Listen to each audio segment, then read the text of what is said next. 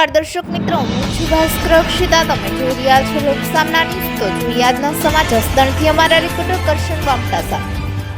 જસદણ તાલુકાના આટકોટ એસડી માધ્યમિક શાળામાં સીઈટીની પરીક્ષાનો આટકોટમાં આવેલા એસડી માધ્યમિક શાળામાં વિદ્યાર્થી પરીક્ષા આપી રહ્યા છે. કેન્દ્ર પર પોલીસ કડકનો બંદોબસ્ત. ધોરણ 5ના વિદ્યાર્થી પરીક્ષા આપી રહ્યા. આજુબાજુના ગ્રામ્ય વિસ્તારના વિદ્યાર્થીઓ પરીક્ષા ચાલુ. કુલ 175 વિદ્યાર્થીમાંથી 143 પરીક્ષા આપી રહ્યા છે. વિદ્યાર્થી હું પટેલ નીતાબેન એમ માતુશ્રી સંતોકબા ધોળકિયા માધ્યમિક કન્યા શાળા આટકોટમાં ઇન્ચાર્જ આચાર્ય તરીકેની કામગીરી છેલ્લા 4 વર્ષથી બજાવી રહી છું. આજ રોજ 22 માર્ચના રોજ રાજ્ય પરીક્ષા બોર્ડ દ્વારા ધોરણ 5ના વિદ્યાર્થી માટે શિષ્યવૃત્તિની સીઈટીની પરીક્ષાનું આયોજન શરૂ થયેલ છે. જેમાં રાજ્ય પરીક્ષા બોર્ડ દ્વારા અમને 6 બ્લોક ફાળવેલ છે.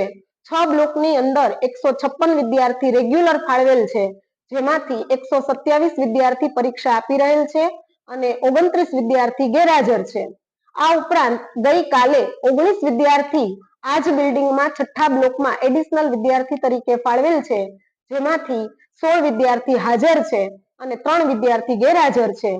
શાંતિપૂર્ણ વાતાવરણમાં પોલીસના બંદોબસ્ત સાથે સીઈટીની પરીક્ષા લેવાઈ રહી છે અને વધુને વધુ બાળકો છે આ પરીક્ષાનો લાભ લે અને સરસ રીતે પોતાનું પેપર પૂર્ણ કરે એવા પ્રયત્નો શાળાના સંચાલક શ્રી દ્વારા અને સુપરવાઇઝર સ્ટાફ દ્વારા થઈ રહ્યો છે. ફરી મળીશું એક નવા સમાચાર સાથે. ત્યાં સુધી જોતા રહો લોકસામના ન્યૂઝ.